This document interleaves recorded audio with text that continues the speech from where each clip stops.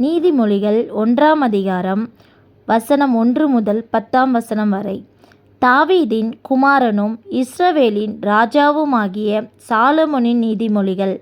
இவைகளால் ஞானத்தையும் போதகத்தையும் அறிந்து புத்திமதிகளை உணர்ந்து விவேகம், நீதி, நியாயம், நிதானம் என்பவைகளைப் பற்றிய உபதேசத்தை அடையலாம்.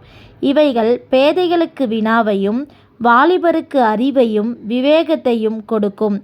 புத்திமான் இவைகளை கேட்டு அறிவில் தேறுவான்.